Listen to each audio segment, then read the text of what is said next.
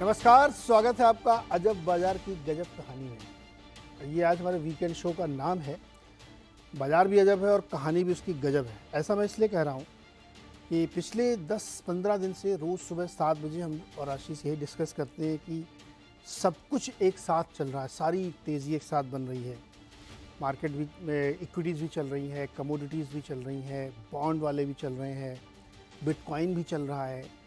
तो कुछ समझ में नहीं आ रहा है कि मतलब ये क्या भूल भुलैया है, कैसे कैसे मार्केट को समझा जाए। ये रिस्क बन रहा है क्या? उदय कोटा सर को तो बहुत डर लग रहा है। उन्होंने तो लिख भी दिया कि मुझे मार्केट में बहुत डर लग रहा है, सब कुछ एक साथ चल रहा है, कुछ अच्छा नहीं हो रहा है। उनके फर्म की ओर से लगातार ये बात कही गई कि मिड कैप में बहुत फ्रॉड है। गिरा और उसके बाद उतनी ज़ोर से ऊपर आया है कि मिड कैप ने न्यू हाई बना दिया। तो ये पहेली क्या है? ये सारे एसेट क्लास एक साथ क्यों चल रहे हैं? क्या हो रहा है मार्केट में? आज पहला सवाल तो ये जिस पे हम डिस्कस करेंगे। दूसरा ये है कि क्या महंगाई ने एक बार फिर से पूरी दुनिया को जकड़ने का प्लान बना लिया है? आप सोच रहे हो कैसे, अपने यहाँ तो इतनी कम हो रही है। मैं आपको समझाऊंगा कैसे महंगाई आपको फिर से पकड़ने वाली है। और तीसरा, जो यूएस में बहुत रेट कट लेकर के लोग उत्साहित हो रहे थे ना, वो उम्मीद एकदम खत्म होती सी दिख रही है। कुछ लोग तो कह रहे हैं इस साल होगी ही नहीं, कुछ कह रहे हैं 2 होगी। मतलब 3-4 से शुरू हुआ था, वो 2 तक आ गए हैं। जून को बढ़ के अब सितंबर तक ले गए हैं। और एक आध लोग कह रहे हैं कि होगा ही नहीं। जो कह रहे हैं नहीं होगा, उसमें नील कश्कारी जो उनके पेंसिल्वेनिया के शायद गवर्नर है, वो ऐसा बोले, हालांकि वो नॉन वोटिंग मेंबर्स हैं। चौथा सवाल है, एक बहुत ही पॉपुलर सवाल है, वोडा आइडिया में क्या करना चाहिए। वोडा आइडिया में दरअसल 20,000 करोड़ रुपए फंड रेज की तैयारी है। 2,000 करोड़ रुपए प्रमोटर और 18,000 करोड़ रुपए के ओएफएस आएंगे, ऑफर फॉर सेल। ये 20,000 करोड़ रुपए क्या करेगी कंपनी? कर्जा चुकाएगी, कैपेक्स करेगी, नया स्पेक्ट्रम खरीदेगी, 5G में लगाएगी, क्या करेगी पता नहीं। तो ये सब क्या करेगी तो अलग चीज़ है।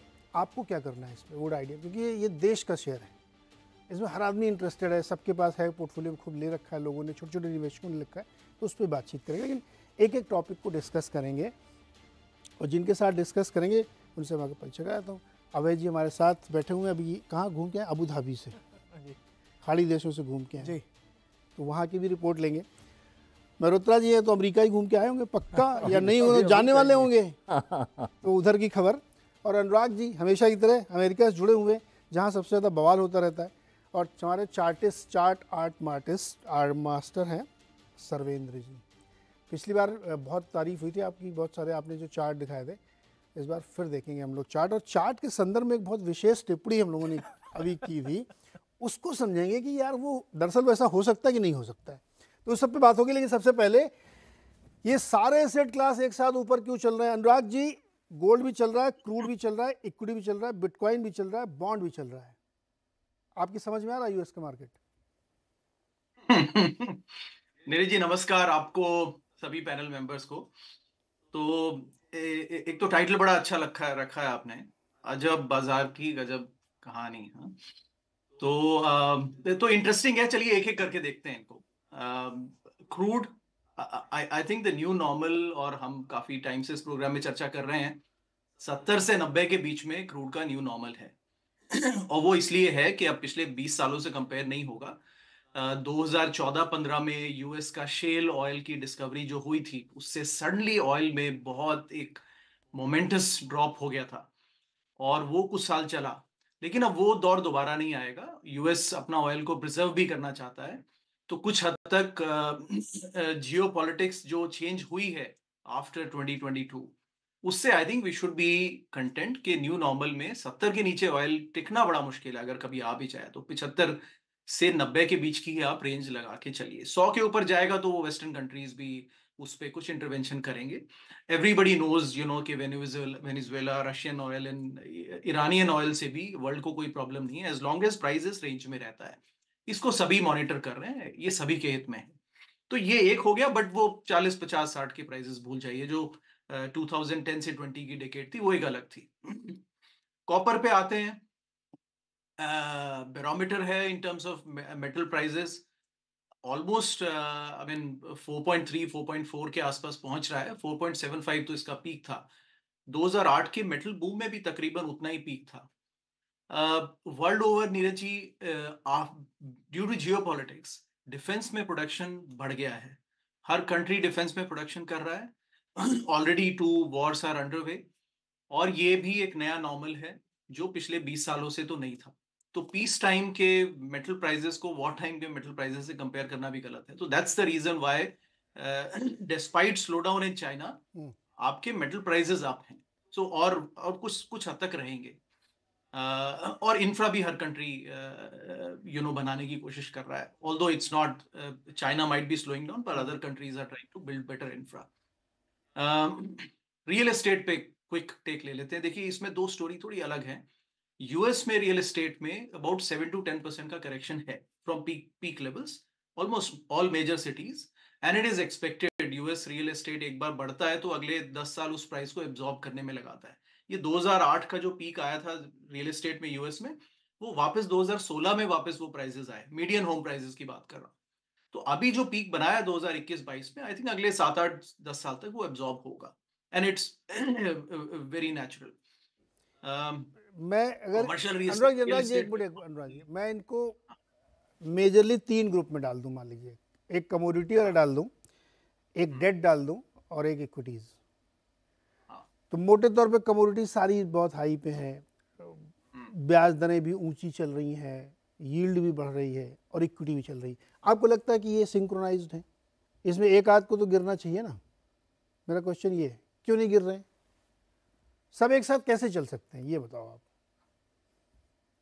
देखिए, लिंकेज तो है ना नीरज जी। अगर कमोडिटीज के तो रीजंस देखिए, because of we already discussed enough. Bonds में अगर हम आते हैं तो बॉन्ड्स तो अगर सेंट्रल बैंक्स के रेट जब तक हाई हैं तो बॉन्ड्स तो हाई लेवल पे रहने ही वाले हैं।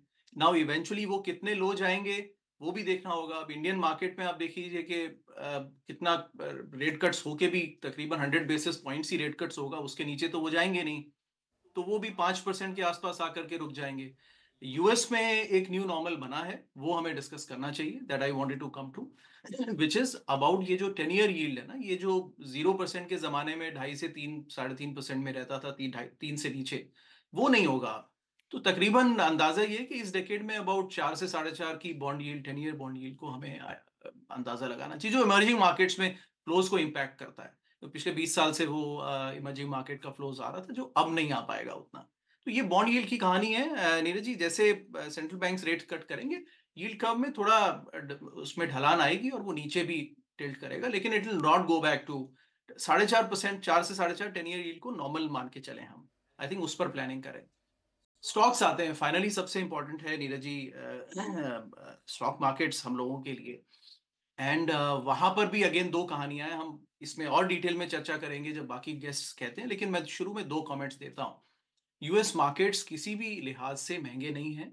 आई थिंक वी शुड, ये एक दो अलग, देखिए मेरा नैरेटिव थोड़ा सा अलग होगा इसमें, बिकॉज ट्रेडिशनली इंडियन मार्केट में जो नैरेटिव चलता है वो ये है कि देखिए यूएस मार्केट देखिए कितने महंगे हैं। प्लीज ये मिसप्लेस्ड नैरेटिव है।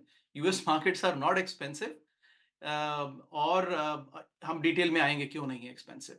दूसरा नैरेटिव इंडिया में स्ट्रांगली चलता है कि नहीं देखिए इंडिया की वैल्यूएशन जस्टिफाइड है, वो भी नैरेटिव में भी पूरी सच्चाई नहीं है। कहीं ना कहीं सच्चाई नीरज जी इन दोनों के बीच में है। बदले बदले से नजर आ रहे हैं। यूएस मार्केट सस्ता है और इंडियन मार्केट महंगा है। एनवीडिया सस्ता है, टीसीएस महंगा है ना? जेपी मॉर्गन सस्ता है, एचडीएफसी बैंक महंगा है। ये ये जो अनुराग जी की थ्योरी है ना, आप इससे सहमत हैं क्या? मेरा मूल प्रश्न अगेन वहीं पे है। अब मेरे पहले बीच में पहले चार्ट है ना, चार्ट दिखाओ भाई जरा। दो चार्ट दिखाइए आप, एक क्रूड का दिखाइए और एक S&P 500 का दिखाइए। चार्टिस्ट जी हमारे हैं, ये चार्ट ये दिखा रहे हैं कि आप एकदम हाईस पे गया। एक देखिए भाव के खिलाड़ी की हम लोग यहाँ बात करते हैं, एक भाव खिलाड़ी है वेल्स फार्गो। भाव के खिलाड़ी अनुराग जी सुनिएगा आप, उन्होंने 4250 का टारगेट रखा था S&P का। जब वो करीब 1000 पॉइंट से बीट हो गए तो उन्होंने सीधे बढ़ा के 5500 कर दिया। तो उधर भी भाव खिलाड़ी बहुत सारे हैं। मेरा पॉइंट ये है, सरवेन जी बताओ ये क्या चल क्या रहा है भाई S&P 500 में, क्यों नहीं गिर रहा है ये?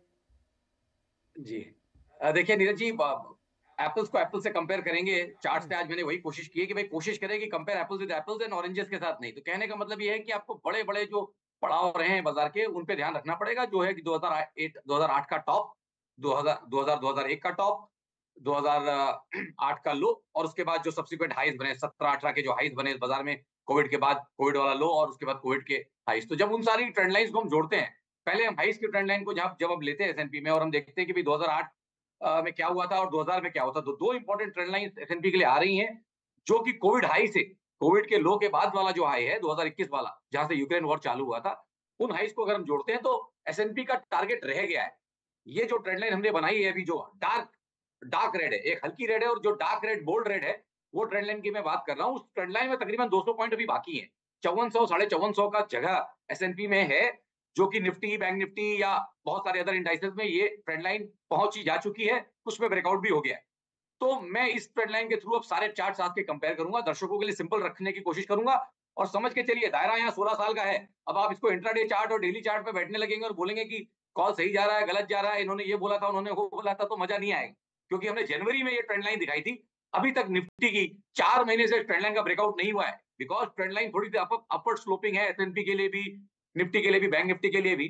तो हर महीने 30-40 पॉइंट ऐड कर रही है। तो मैंने लास्ट शो में मंडे वाले में ये बोला भी था कि भाई जो नहीं, मैं कह रहा हूँ सरविंद, अगर नीली वाली लाइन को माने तो वही मैं कह रहा हूँ, रिस्क टू रिवॉर्ड। अब रिस्क की लाइन के आसपास आप पहुंच गए, जब तक ब्रेकआउट नहीं होगा, नए समीकरण, नए रिस्क रिवॉर्ड नहीं खुलेंगे, तब तक अगर यहाँ पे कोई एक्सीडेंट या दुर्घटना या नेगेटिव सरप्राइज या कुछ भी आया। अब एक मिनट, रुको, ये वाला टेकन, अभी जरा क्रूड के दिखाओ मेरे को, $90 पे। हाँ, अभी ब्रेंट पे आइए, आप ब्रेंट पे बताइए।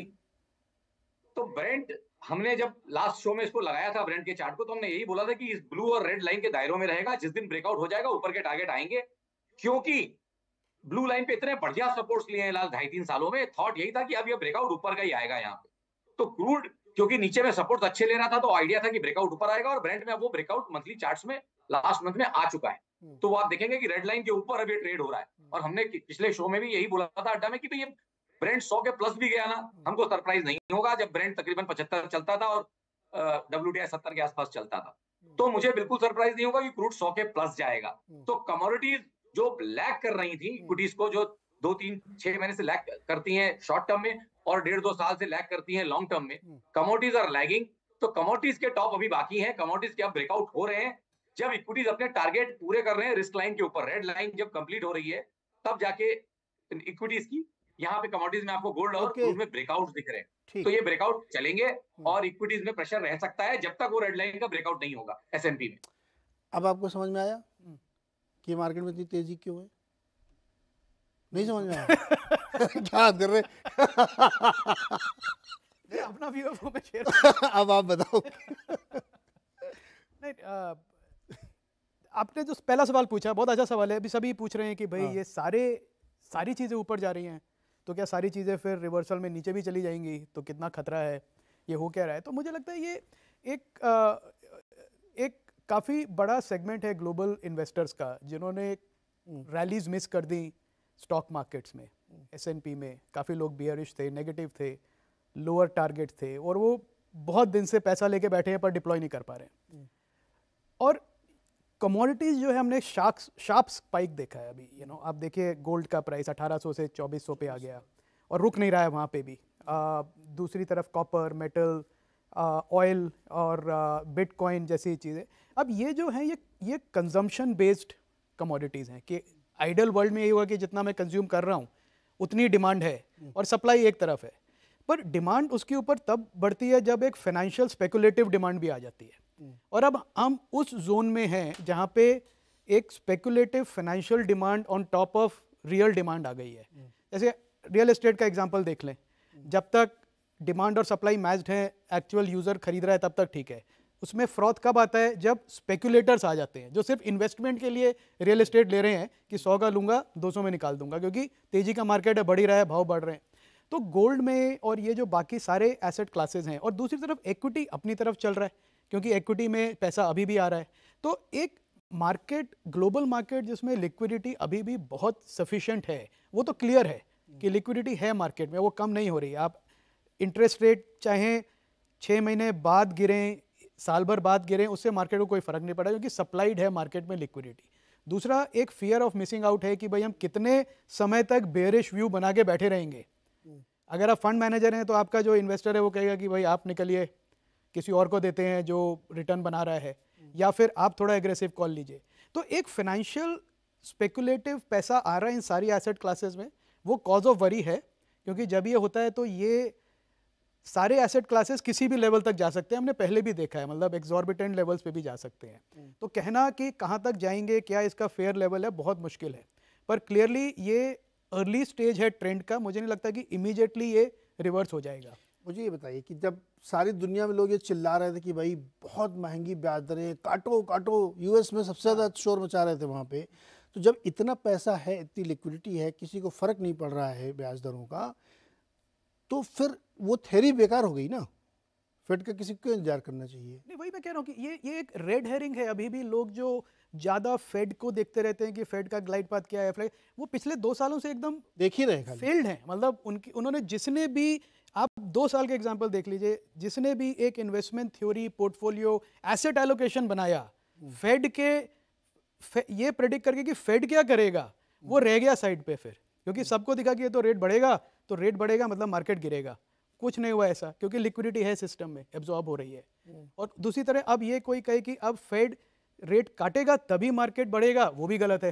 यही तो प्रॉब्लम है। तो वो जो कॉज और इफेक्ट है, मेरे हिसाब से वही, वो गलत चीज देख रहे हैं लोग, मैच करने की कोशिश कर रहे हैं। वो फेड का ग्लाइड पाथ है, वो इंटरेस्ट रेट मैनेज कर रहा है, ग्रोथ मैनेज कर रहा है, इन्फ्लेशन मैनेज कर रहा है, उसको रहने दीजिए। जो एसेट क्लास हैं वो चल रही है इक्विटी, स्पेशली अर्निंग्स पावर पे। तो अगर जहां तक इन्वेस्टर्स को दिख रहा है, अब मैं इंडिया की बात करूं, क्लियर ग्रोथ है, 1150 रुपए का निफ्टी ईपीएस का टारगेट है 25 का, और अभी भी मैं देखूं उसको तो 20 टाइम फॉरवर्ड से कम निफ्टी ट्रेड कर रहा है, जो कि अभी भी फेयर वैल्यू रेंज के बीच में है एकदम, 18 से 22 टाइम के जब फॉरवर्ड। तो अगर हमारी अर्निंग्स उस लेवल पे हैं और उससे भी हो सकता है बढ़े, तो निफ्टी अभी भी मुझे कोई एक्सपेंसिव नहीं लगता है हिस्टोरिकल बेसिस पे।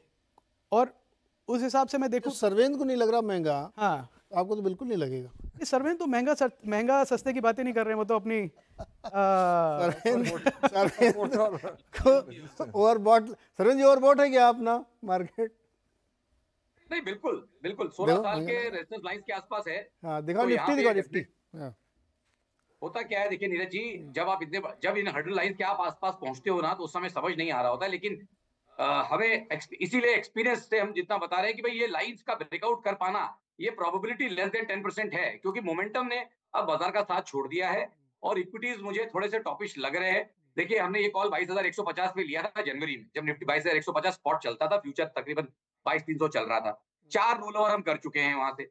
तो 4 रोल ओवर में अगर एवरेज 150 पॉइंट भी कमाया तो 600 पॉइंट फ्यूचर वाला ऑलरेडी कमा चुका है। ये वही लोग समझेंगे जिन्होंने ब्याज बदला खाया है।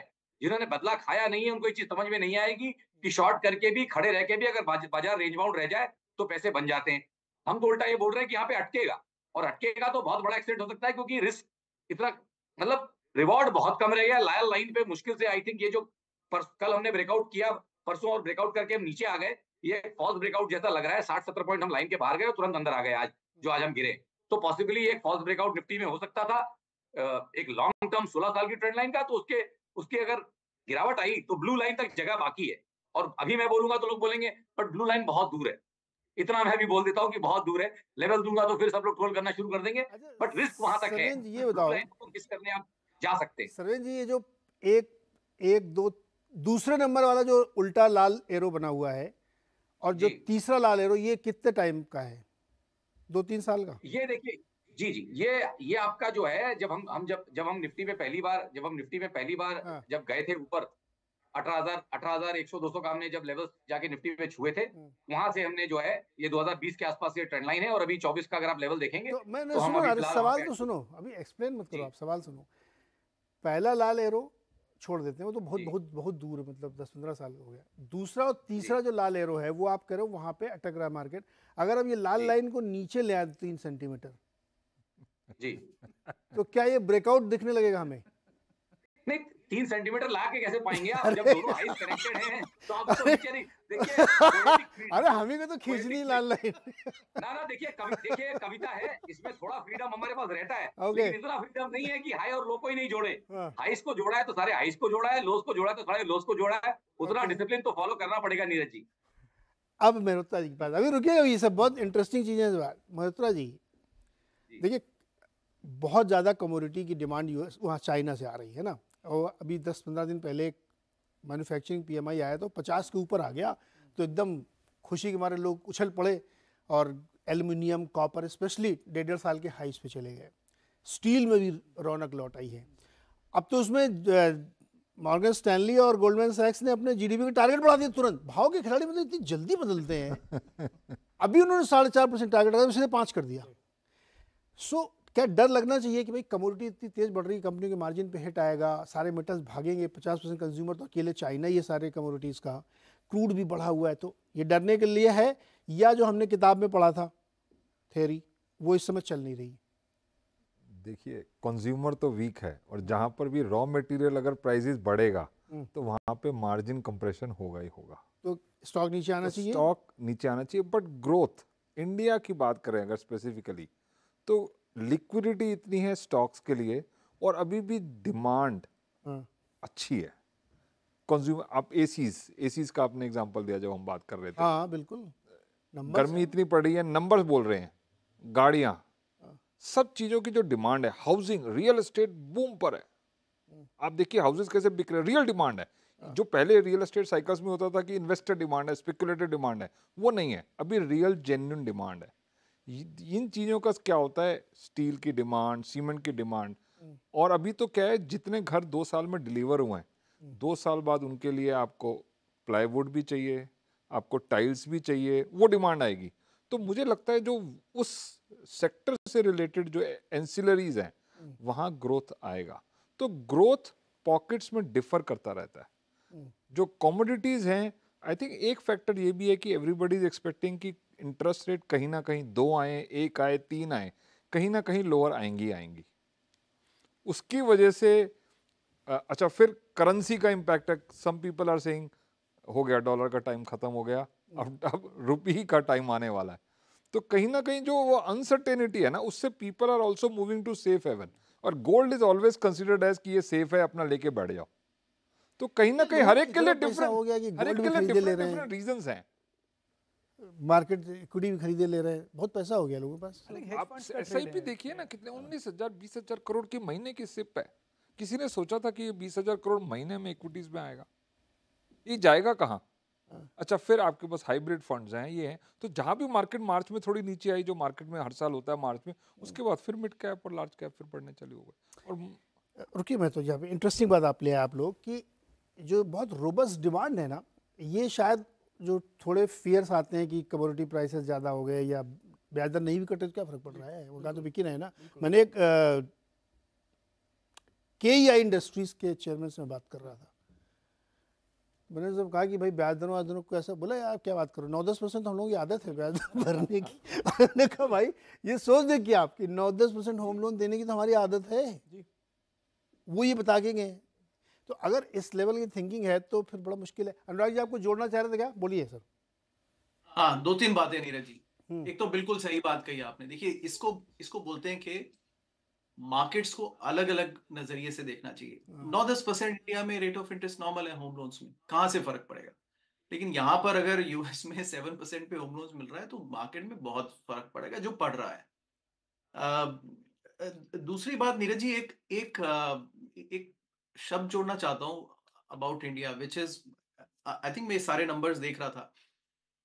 India is the new Japan of the 70s। उस समय सब चीजें कंट्री के लिए अगले 20 साल के लिए बहुत अच्छी चली। डेमोग्राफिक डिविडेंड रहा, डोमेस्टिक इकोनॉमी अच्छी रही, एक्सपोर्ट लेड ग्रोथ भी जापान ने की। लेकिन वो कॉन्फिडेंटली अपने स्ट्रेंथ पे बढ़ते रहे आगे, राइट। तो वो एक जो फोर्सेस इंडिया के साथ चल रही है नीरज जी, डेमोग्राफिक, बिकॉज मैं फंडामेंटली चीजों को देखता हूँ। मिलेनियल्स की जो जनरेशन है वो 1977 से 1995 और 95 से 2015 उनको जेन जी कहते हैं। ये सबसे बड़ा कोहर्ट है इंडिया में जो अभी अपने 20s 30s 40s में जा रहा है। दिस इज द टाइम जब सबसे ज्यादा लोग अपनी लाइफ में स्पेंडिंग करते हैं। इंडिया में 20s में खैर पढ़ते ही रहते हैं लोग, लेकिन 30s 40s में स्पेंडिंग करते हैं, जो अब आपको अर्बन इंफ्रास्ट्रक्चर में, हाउसिंग में, ऑटो डिमांड, इन सब में दिखाई देगी। तभी वो एक क्राउडिंग आउट हो रहा है। वही क्राउडिंग आउट आपको मार्केट्स में भी दिख रहा है कुछ हद तक, बिकॉज यंग जनरेशन है, उनकी होप्स हैं, डिजायर्स हैं, एम्बिशंस हैं, एस्पिरेशंस हैं। वो इन्वेस्ट करेंगे, ट्रैवल भी करेंगे, घर भी खरीदेंगे, तमाम तरह के इन्वेस्टमेंट करेंगे। इस पर एक डिटेल्ड स्टडी चाहिए। मैं भी कुछ काम इसमें कर रहा हूँ, जब समय मुनासिब होगा तो उस पर एक कुछ पब्लिश करेंगे।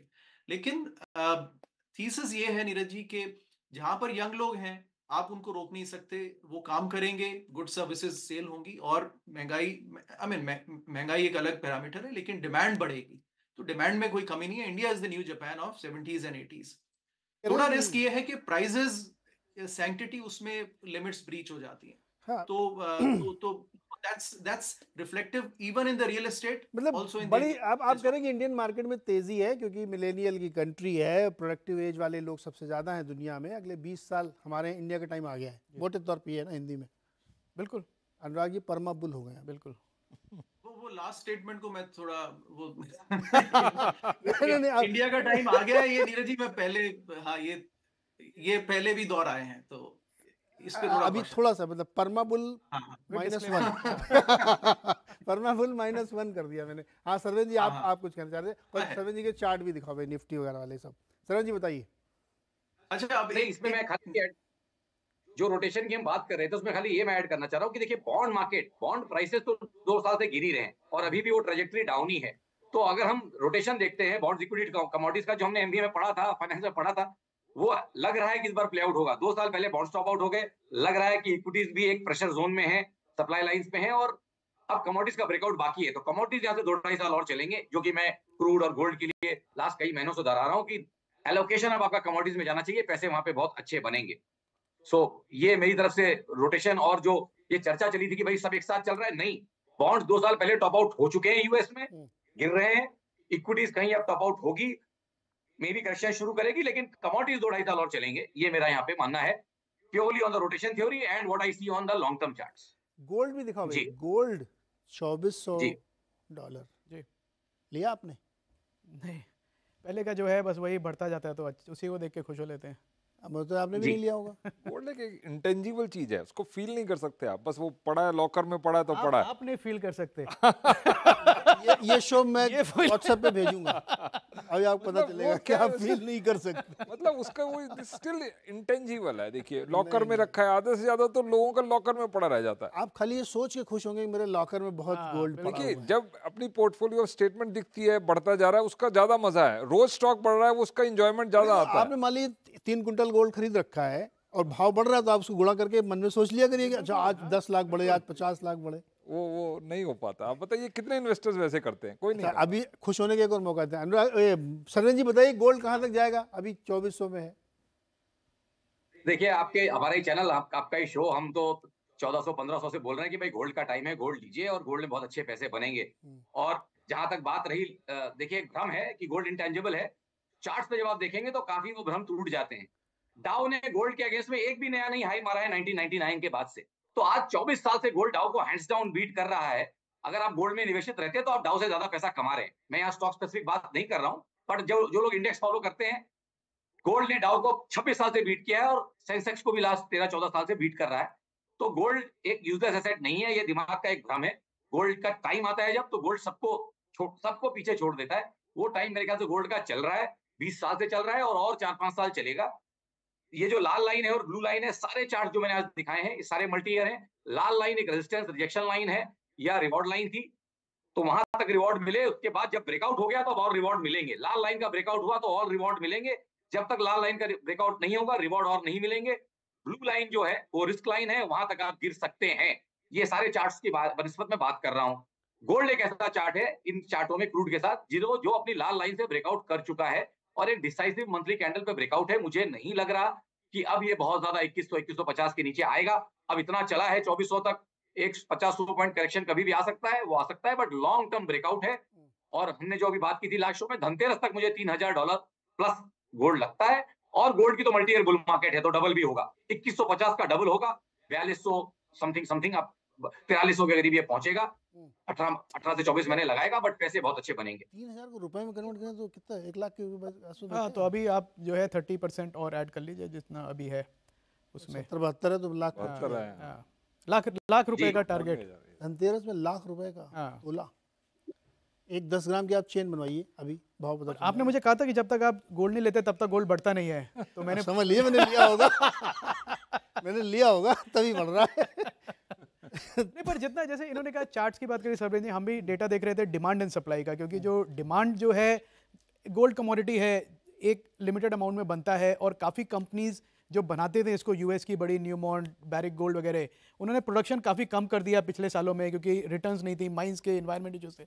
तो सप्लाई काफ़ी रेस्ट्रिक्टेड है, और उस समय में डिमांड, स्पेकुलेटिव डिमांड भी अगर आ गई तो फ्रैंकली 3000 का टारगेट भी कम है। मुझे सरवेंद्र जी ने दिया है 3000 का, मुझे लगता है कि फंडामेंटल बेसिस पे भी मैं देखूं सिर्फ डिमांड सप्लाई पे, तो 3000 का टारगेट कोई बड़ा नहीं है, मतलब फ्रैंकली, क्योंकि ये ऐसी कमोडिटी है जब ये चलती है तो शॉर्ट टर्म में स्पाइक करती है, और फिर स्टडी चार्ट दिख रहा है ना इतना बड़ा सा वो जी। एक हाँ, बिल्कुल, आप देखिए, बिल्कुल, तो वो हो सकता है, क्योंकि वो डिमांड एंड सप्लाई का गेम है। अगर डिमांड इसकी स्ट्रांग रही, रोबस्ट रही, एक्चुअल यूजर की, प्लस फाइनेंशियली स्पेकुलेटिव डिमांड भी जो है, जो ईटीएफ्स के थ्रू ड्राइव होती है, तो इजीली जा सकता है $3000। ओके, अच्छा, नाउ नेक्स्ट क्वेश्चन, ये तो हम लोग कमोडिटी और अब जैसे हम लोगों ने सारे एसेट क्लासेस को हम डिस्कस कर रहे हैं और सब एक साथ चल रहे हैं ना, हमारी पुरानी सारी थ्योरी फ्लॉप हो गई हैं। अब लिक्विडिटी है, डिमांड है, मिलेनियल है, और ये सब चीज़ें हम लोग बता रहे हैं।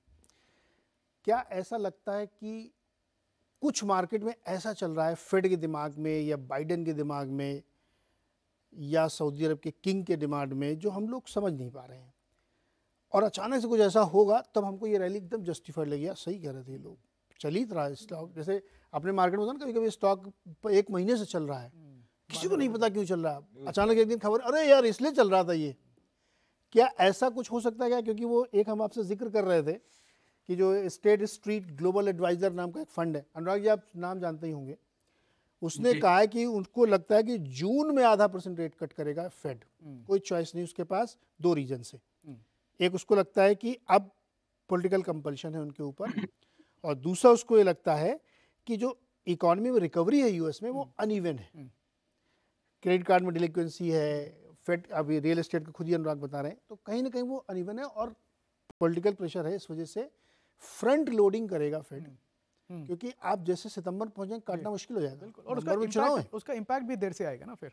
तो क्या ये जो अननोन है यही है क्या, या आपको लगता है कि ऐसा कुछ हो सकता है मार्केट में? आई थिंक जो बड़े इन्वेस्टर हैं वो हर तरह के देख रहे हैं ऑप्शंस, और आपने जो बात कही, मुझे लगता है कि काफ़ी, एक तो ग्रोथ ग्लोबली जो है, कंजम्पशन डिमांड वो कम नहीं हो रही है, तो एक पॉजिटिव इन्वायरमेंट ऐसा क्रिएट हो रहा है कि फंड्स कह रहे हैं कि अगर डिमांड ग्लोबली दिख रही है, हर कंट्री में, चाइना भी पिकअप कर रहा है, इंडिया में है, बाकी इमर्जिंग मार्केट्स में भी, यूएस में भी, यूरोप में भी अर्ली स्टेजेस हैं डिमांड पिकअप के, तो हमको अंडर एलोकेटेड नहीं होना चाहिए रिस्क एसेट्स में, क्योंकि अंडर एलोकेटेड रहेंगे तो अंडर परफॉर्म करेंगे। तो एक तो वो, और उसके ऊपर अगर फेड का ग्लाइड पाथ रेट कट का फास्टर रहता है तो वो एक बोनस है उनके रिटर्न्स का, बोनस है। तो मैं अभी भी ये नहीं सोचता कि जो भी बड़े फंड्स हैं वो सिर्फ इस बेसिस पे चल रहे हैं कि फेड कब और कितना काटेगा, उनको ये है कि काटेगा, बट हम ग्रोथ में इन्वेस्ट कर रहे हैं, तो रिस्क बढ़ाना पड़ा इस समय, तो रिस्क बढ़ाना चाहिए, क्योंकि अगर आप रिस्क नहीं लेंगे तो आप अंडर परफॉर्म करेंगे।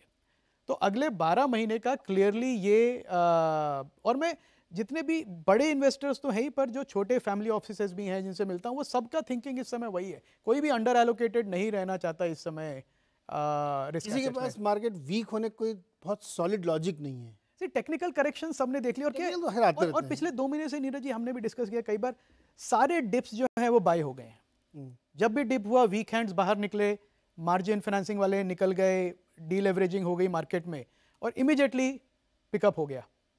तो वो भी एक इन्वेस्टर्स को कॉन्फिडेंस दे रहा है कि ये बाय ऑन डिप्स मार्केट है। अगर आपको जो स्टॉक जो आप अपने पोर्टफोलियो में ऐड करना चाहते हैं, एलोकेशन बढ़ाना चाहते हैं, वो अगर सडनली गिरा फॉर टेक्निकल रीजन, कि किसी ने सप्लाई दे दी, आईटीसी का स्टॉक बैट ने बेच दिया, 400 रुपये पे आ गया, उसके बाद 1 महीने में 5-6% की रिटर्न है उसके बाद, तो लोगों को मालूम है कि अपॉर्चुनिटी है कि कोई बड़ा शेयर होल्डर एग्जिट कर रहा है, तो आप उसको यूज करिए। कैंप्स में हुआ, अभी काफी स्टॉक्स में देखा। इंटरेस्टिंग बात देखिए, शुक्रवार को टीसीएस के रिजल्ट आए, कोई प्रॉब्लम नहीं रिजल्ट में, एस्टिमेट जो मार्केट लेके चल रहा था लगभग वैसे, स्लाइटली बेटर रिजल्ट आए। हम लोग तो डर रहे थे कि आईटी में तो अमेरिका में पता नहीं क्या हो रहा है, बट टीसीएस ने ऐसा निराश नहीं किया, रिजल्ट ठीक ठाक दिए उसने, कोई बहुत बड़ी प्रॉब्लम नहीं दिख रही कि कि किस तरीके से दिक्कत आई। तो जो आपको लगता है कि कोई ऐसी चीज़ जो हम लोग इस थ्योरी में फिट करना चाह रहे हैं, मिस कर रहे हैं, जो आपको लगता है ये एक मिसिंग पॉइंट है जो होगा और जिसकी वजह से ये तेजी बन रही है? सी आईटी, जैसा आपने कहा आईटी टीसीएस का, आईटी में क्या हो रहा है, डील साइज थोड़ी स्टेगनेंट है जितनी लास्ट ईयर थी, प्लस लोग अभी भी डिस्क्रिशनरी स्पेंडिंग जो थी उस पर नहीं जा रहे हैं, बट जो प्रोजेक्ट्स उनके बड़े जरूरी हैं बिजनेस के लिए वो स्पेंडिंग तो हो ही रही है। बाकी मार्केट में कोई ऐसा कैटास्ट्रॉफिक इवेंट हो जिससे कोई हमें नहीं दिख रहा, ऐसा मुझे कोई भी नहीं लगता है। लिक्विडिटी काफ़ी है। यूएस में अभी तक मार्केट सिर्फ 5, 6, 7 स्टॉक्स के सेंट्रिक रही है, अब थोड़ी ब्रॉड बेस होती जाएगी धीरे धीरे। जो लोग सोच रहे थे hard landing hard landing hard landing, वो now it has been converted into soft landing. और उससे क्या होगा कि आपके इक्विटी इन्वेस्टमेंट्स यूएस में और बढ़ती जाएंगी। जो पूरी रैली है it will become much more broad based. India में तो आप देख ही रहे हैं लिक्विडिटी का कारण, हर डिप पे, जैसा अभय जी ने कहा, हर डिप पे लोग आते हैं, इन्वेस्टर्स नए आते हैं और खरीदते जा रहे हैं, और एवरी टाइम जो स्टॉक जो नेक्स्ट हाई बनाता है वो प्रीवियस हाई से ऊपर ही है। Okay, small cap mid cap से थोड़ा अभी फोकस कम है, बट इंडिया में जो लार्ज कैप्स हैं, जैसे आपने कहा टीसीएस ने कोई प्रॉब्लम नहीं दिखाई, वो टीसीएस बैलेंस शीट स्ट्रांग है, बिजनेस ठीक है, और आईटी जैसा 6 महीने में ठीक हो जाएगा। फाइनेंशियल बहुत स्ट्रांग लगते हैं, कैपेक्स हो ही रहा है, रियल एस्टेट बहुत अच्छी सेल्स हो रही है, तो कहीं ना कहीं पॉकेट्स में काफी ग्रोथ है जिसको लोग अपनी लिक्विडिटी से चेस कर ही रहे हैं। Q4 में यानी लास्ट क्वार्टर में टीसीएस ने $13 बिलियन की डील्स क्लॉक की हैं, बहुत बड़ा नंबर है ये। तो ऐसी कोई समस्या तो मुझे नहीं लग रही वहाँ पे भी बहुत। पर उसमें कैप्टिव परचेजेस भी है ना काफ़ी, हाँ, लो मार्जिन वाले। लो मार्जिन थोड़ा कम आए, मार्जिन कम है, नो नो नो, जो हम लोग कांस्टेंट करेंसी लेके चल रहे थे कि 1.3 आनी चाहिए, 1.1 आई है, एग्रीड। लेकिन कंपनी एटलीस्ट मैनेज कर पा रही हैं उस ग्रोथ को, भले ही वो बहुत सारा काम करके मैनेज कर रही हैं कि एक बहुत अच्छी डील की बजाय 10 छोटी छोटी डील लेके हम लोगों ने मैनेज किया। तो ये सिचुएशन बन रही है। एक छोटा सवाल और, भाई मिड कैप फिर भाग गया ऊपर। हाँ, आप लोग तो कह रहे थे बहुत फ्रॉथ है, गिरना चाहिए गिरना चाहिए। मैंने कब कहा था? आपने नहीं कहा था? मैंने कभी नहीं कहा। जी, आपने नहीं, आपने नहीं मिड कैप में फ्रॉड है, अनुराग जी ने पोर्शंस में है, दिखा कहीं ना कहीं मिड कैप के पोर्शंस में कुछ ना कुछ सेक्टर में फ्रॉड है, there is no doubt about it. और अगर आप 3-4 महीने में देखेंगे काफी मिड कैप्स 20-30% डाउन है या स्टैग्नेंट। ओके, अनुराग जी आप कह रहे थे क्या? हाँ तो अगर कहा होगा तो मैंने कहा होगा, लेकिन नीरज जी 2 बातें ऐड कर दूं इसमें। देखिए, बिकॉज हम तो फंडामेंटल के नजरिए से देखते हैं। गोल्ड पर एक बात कहना चाहता हूँ, वो जो यूक्रेन वॉर में स्ट्रेटेजिक मिस्टेक यूएस से ये हुई ना कि उन्होंने डॉलर रिजर्व्स को कॉन्फिस्केट कर लिया रशिया के अबाउट 300 बिलियन। उसके बाद से तकरीबन इमर्जिंग मार्केट के सेंट्रल बैंक्स में एक ये नजरिया आ गया है कि डॉलर रिजर्व्स को गोल्ड से भी बैलेंस करें। आरबीआई की पिछले साल आरबीआई ने अबाउट 18 टन का गोल्ड खरीदा है, इंडियन सेंट्रल बैंक ने। टोटल होल्डिंग आरबीआई की अबाउट 812-815 टन है अभी गोल्ड की। तो सबसे ज्यादा रिजर्व बैंक गोल्ड खरीद रहे हैं। और ये सिर्फ यहीं की बात नहीं है, ये तमाम इमर्जिंग मार्केट कंट्रीज के सेंट्रल बैंक्स डॉलर के साथ साथ गोल्ड में भी एसेट्स को हेज कर रहे हैं, क्योंकि कल कुछ पता नहीं है, यूएस किसी और के एसेट सीज कर ले। सो ये एक बड़ा फंडामेंटल मूव है which is keeping the gold in a revival stage as of now, right. So aside of consumer buying, सबसे बड़ी अकेले दिसंबर में 9 टन्स की बाइंग आरबीआई ने की है गोल्ड में, ये सिर्फ दिसंबर में। तो I think this is a good fundamental point to keep in mind, और ये चलेगा कुछ साल, right, because nobody wants to keep everything in dollar. Fed rate cuts पे नीरज, अगर अब ये कहें, देखिए हम तो 1 साल से कह ही रहे हैं, लेकिन उस पर एक छोटा सा हमें एक एग्जाम्पल अगर मैं कहना चाहूँ, जिसको बोलते हैं ना कि हम लॉन्ग एंड वेरिएबल लैग से पॉलिसी काम करती है। इट्स लाइक आप अगर शॉवर में आपने वो टैप कंट्रोल किया जिसमें हॉट एंड कोल्ड वाटर एक साथ ही आता है, तो उसमें तकरीबन there is lot of hot water in the pipeline already. अब अगर फेड ने थोड़ा सा कोल्ड वाटर पास ऑन नहीं किया तो उस हाई रेट कट से हम सब जल जाएंगे। तो तकरीबन इसीलिए उम्मीद है कि करीब 50 बेसिस पॉइंट रेट कट्स वो इस साल जरूर पास ऑन करेंगे, which is 2 rate cuts. That's my sense Neeraj जी।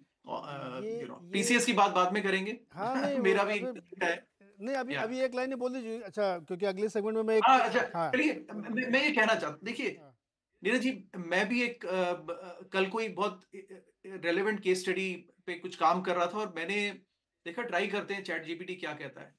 मैंने वो केस स्टडी ही पेस्ट कर दी और जो एनालिसिस निकल के आया नीरज जी, वो है जो कि MBA डेज में हम करते थे, उससे बेटर एनालिसिस निकल के आया।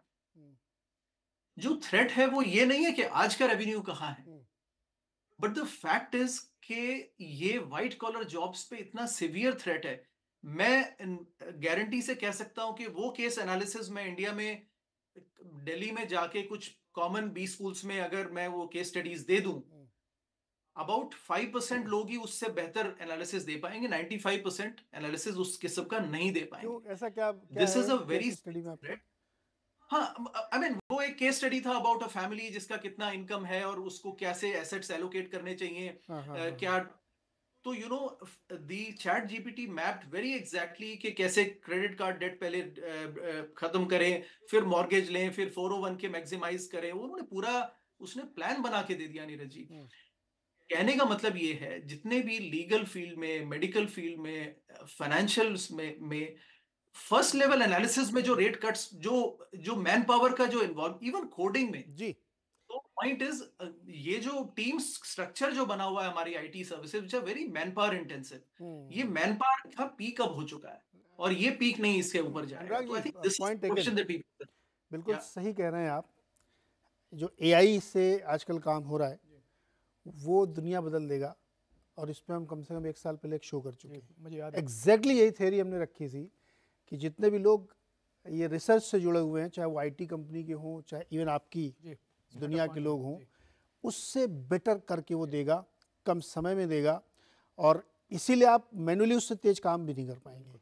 तो ये बात एकदम अनुराग जी की सही है। मैं तो रिकमेंड करूँगा एक नीरज जी, इसमें ये सारे जो नेगोशिएशंस अभी हो रहे हैं ना, आईटी कंपनीज इसको आके ना बताएं हमें, लेकिन आज सारे वेंडर्स आईटी कंपनीज से यही नेगोशिएशन कर रहे हैं कि देखिए मैन पावर बढ़ाने की बात मत कीजिए, अब इससे नीचे ही जाएगा मैन पावर, और ये जो एनवीडिया को सारा प्रॉफिट जा रहा है ये कहीं से तो निकालना है। बिल्कुल सही कह रहे हैं आप। इस पर हम एक दिन एक बदलते पैराडाइम में आईटी सेक्टर पे ही शो करेंगे। मैं आज उस शो को मैं इसी शो के साथ टैग भी करूंगा कि हमने बहुत पहले ये बात कही थी कि चेंज ऐसी आ रहा है कि आप समझ नहीं पाएंगे, आपके नीचे ज़मीन खिसक जाएगी, इसलिए उसके लिए आपको तैयार रहना चाहिए। ये बिल्कुल सही बात कि 10-15 साल बाद दुनिया बिल्कुल बदली हुई हमको दिखेगी एआई की वजह से। छोटा सा एक ब्रेक लेंगे, ब्रेक के बाद एक बहुत इंपॉर्टेंट इशू है वोडा आइडिया का। इस स्टॉक में, इस कंपनी में कुछ बड़े चेंजेस हुए हैं, क्या ये रिवाइव होगी या नहीं होगी, और आपको क्या करना चाहिए, इस पर बात होगी छोटे से ब्रेक के बाद।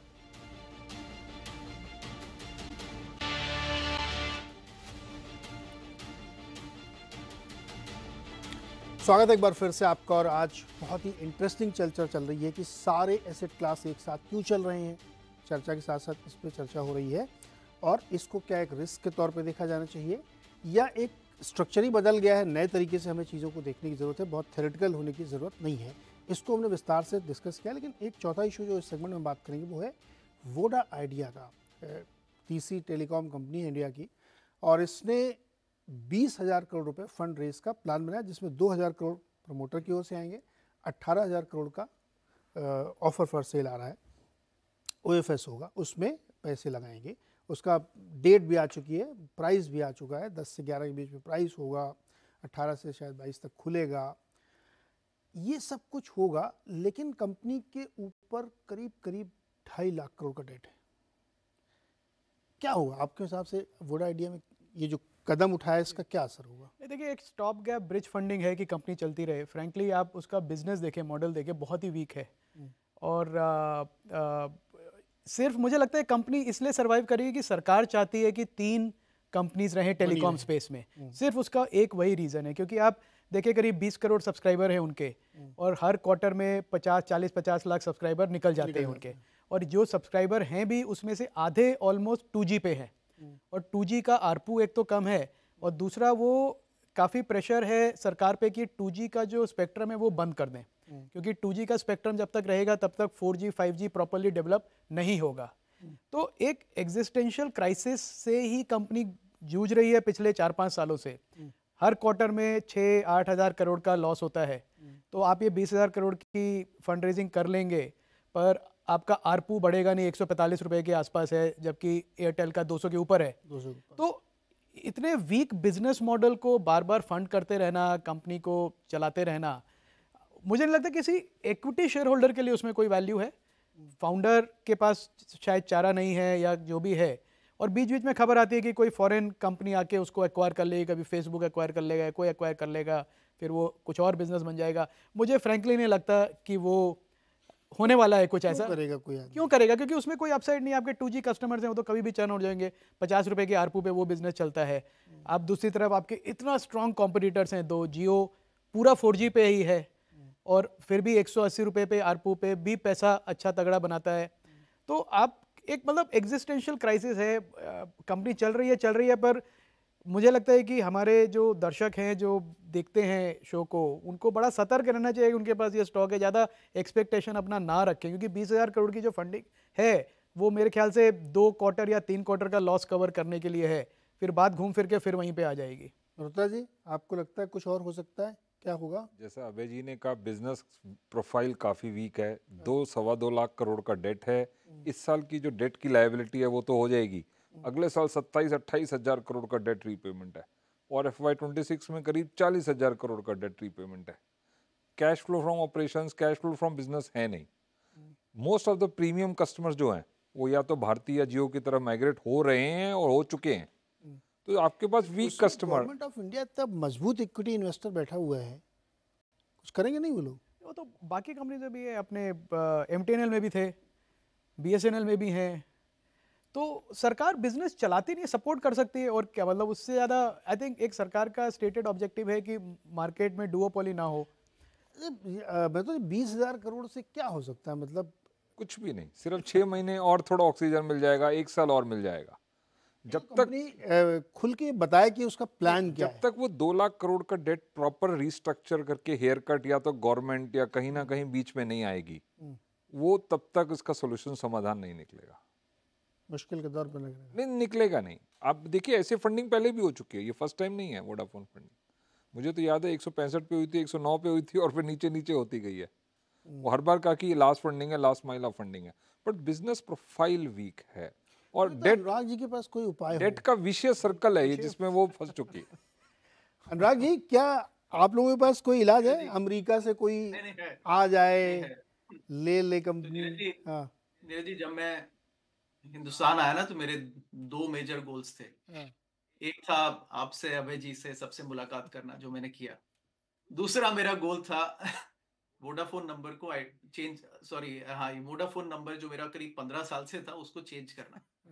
नीरज जी, क्या होता है, एक और जो मैंने किया, एक डाइंग कंपनी के out here as customer service इतना लाउजी हो जाता है कि वो कस्टमर्स को खुद पुश कर देते हैं। मुझे नहीं लगता कि मतलब क्यों कोई इंडिया में है और वोडाफोन को के सेल फोन को अभी भी यूज कर रहा है। There is no future about it. तो और सेकंड इज ये तो कस्टमर सेंस से हुआ। अगर आपका कस्टमर बेस ही जा रहा है तो then you have nothing left. Ultimately सब कुछ तो कोई कितना भी डेट एडजस्ट करे, पे तो कस्टमर नहीं करना है ultimately. So that is one point. Second is ये गवर्नमेंट ने जो लाइसेंसिंग, ये उसके विक्टिम है, जो पुराना जो लाइसेंसिंग रेजिम था, which was clearly very atrocious, right? जो revenue sharing and fixed fee and all this nonsense. अब अल्टीमेटली गवर्नमेंट की ही कंपनी बन गई है ये, तो गवर्नमेंट की जो लाइसेंस फी थी वो गवर्नमेंट को इन अ वे वापस देनी पड़ेगी। बट कंपनी का फ्यूचर मुझे कोई नहीं दिखता है, in terms of you can't revive this company now any more, right? I know India needs a third telecom player, but I think वो ब्रिज अब पास हो चुका है। चार्ट में कुछ दिखता है क्या आपको सरवेन जी? इसमें बहुत लोग निवेशित हैं, FPO देख के कुछ लोग आकर्षित भी हो सकते हैं। आपको कैसा लगता है चार्ट पे? देखिए, ईयरली सेटअप से कहीं बीच में अच्छा लगा था तो हमने भी उस समय बोला था, बट टारगेट यही लेके चले थे 16-17 के, और उसके ऊपर ही बहुत ज्यादा 20 के ऊपर ये जा नहीं पाया है। तो आई थिंक ब्रॉडली आपकी यही रेंज बन गई है और बहुत ज्यादा मुझे लगता है 18-19 के ऊपर जा पाएंगे, और नीचे में भी जब तक 12-13 का सपोर्ट है तब तो ठीक है, उसके बाद अगर वो टूटा तो आई थिंक फिर और नीचे के स्तर यहाँ आ सकते हैं। तो बहुत स्ट्रॉन्ग कोई रिकमेंडेशन यहाँ नहीं है। जिसको रिवाइव ही करना हो और आपसे कहा जाए कि आप एक आइडिया दीजिए, प्लान बताइए, कैसे रिवाइव कर सकते हैं इसको? जियो या एयरटेल को बंद करते हैं और और अरे आपका कस्टमर ही नहीं तैयार उसको यूज करने का, और ना आपकी 4G में इन्वेस्ट करने की, 5G में इन्वेस्ट करने की एबिलिटी है। तो एक, जैसा अनुराग ने कहा, एक सिंकिंग शिप है, उसमें आप good money after bad money throw कर रहे हैं। फ्रैंकली मुझे नहीं लगता कि किसी ने, और उन्होंने, मेरे को लगता है सारे तरीके भी पिछले 2-3 साल में सब जो भी मैनेजमेंट सब करके देख लिया, पर फिर भी चर्न इतना ज़्यादा है कस्टमर्स में का। आएंगे बड़े बड़े लोग पैसे लगाने के लिए? मुझे कुछ मालूम नहीं है, ना मेरी ये सेल रिकमेंडेशन है, ना मेरी बाय रिकमेंडेशन है, ना मैं इसको ज़्यादा देखता हूँ। मुझे कुछ आइडिया नहीं है कि कौन आएगा, क्या कब आएगा, कैसे आएगा। ये आएगा भी तो क्यों? हाँ, मुझे नहीं मालूम, हो सकता है उनके पास कोई रीज़न हो बहुत अच्छा, कोई लॉजिक लगाए, कोई लॉजिक हो मैं सकता है। तो जब से खबर है तब से ये सोच रहा हूँ कि यार कैसे ये, मतलब 20,000 करोड़ तो बहुत छोटी रकम है। इसमें क्या करना चाहिए इसका, जैसे आपने सॉल्यूशन पूछा ना, हाँ। डेट और इक्विटी दोनों इकट्ठे मूव करने चाहिए। आप अभी इक्विटी ला रहे हैं, डेट का सॉल्यूशन नहीं ला रहे हैं। हाँ। आप पहले डेट का सॉल्यूशन लाइए, हेयर कट बताइए कितना लेंगे, उसके बाद फिर इक्विटी इन्फ्यूजन होगा तो कंपनी पूरी रिवाइव हो जाएगी। आप पार्ट्स में सॉल्यूशन करेंगे, सॉल्यूशन नहीं निकलेगा। या तो आप पूरा डेट को इक्विटी में कन्वर्ट कर दीजिए, पूरा जीरो डेट कंपनी होगी, जो हो सकता है और हो भी चुका है पहले, और फिर उसके बाद जो इक्विटी वैल्यू है वो इक्विटी वैल्यू फिर अपने आप बढ़ेगी फिर तो। पर जब डेट इक्विटी में कन्वर्ट होगी तो सरकार मतलब 99% शेयर होल्डर बन जाएगी मेरे ख्याल से। तो जो बाकी सबको जो प्रमोटर हैं, हाँ। उनको सबको फिर हिट लेना वो पड़ेगा। हेयर कट हो ही गया ना, एक्चुअली उनकी वैल्यू जीरो हो ही गई, जीरो हो गई, हेयर कटिंग हो गया। तो अब चूंकि गवर्नमेंट भी इसमें एक शेयर होल्डर है, मेजर पार्टनर है, तो सोचना तो पड़ेगा उनको जी बिल्कुल, इसको सोचना कैसे रिवाइव करें। देखिए जितनी ईवी अभी है ना वो सस्टेनेबल नहीं है, तो इक्विटी वाले को तो साफ होना ही पड़ेगा अल्टीमेटली, और वो डेट भी सस्टेनेबल नहीं है, हम तो ये कह रहे हैं, तो वो डेट को भी रिड्यूस होना पड़ेगा। तो बेस्ट सोल्यूशन ये, जैसे अभी जी ने कहा, उस डेट को रिड्यूस कर दें, हेयर कट ले लें, इक्विटी वालों को वाइप आउट हो जाएंगे, और फिर अपने आप जब ईवी कम हो जाएगी तो ईवी बिटा पे आपको सबको अच्छी लगने लग जाएगी। यही एक तरीका है date reduction, massive date reduction, इस तरह से कि वो सस्टेनेबल बिजनेस बन जाए, क्योंकि छोटे मोटा काट के भी कोई फायदा नहीं है उसका, एक बड़ा हेयर कट करना पड़ेगा। इतना ही नहीं, चैलेंज ये भी है कि आप आगे मान लीजिए चलिए सस्टेन कर रहे हैं आप, तो आपको 4G में जाना है, 5G जाना है, तो 6G की तैयारी हो रही है, उसके पैसे भी तो चाहिए, उसके लिए पैसे चाहिए। अब ये 20,000 करोड़ से आप क्या करेंगे? तो ब्याज चुकाने के लिए कम पड़ेगा। 5G के लिए आपको तैयारी चाहिए, सेल साइट्स लगानी है आपको, टावर्स लगाने हैं आपको, मतलब तो नए लोग भर्ती करने होंगे। जो बाकी जो कंपनीज हैं, और क्यों वोडाफोन प्रॉब्लम में आया, वो इसलिए था कि जियो ने और एयरटेल ने एक इंटीग्रेटेड प्लेस बना दिए हैं।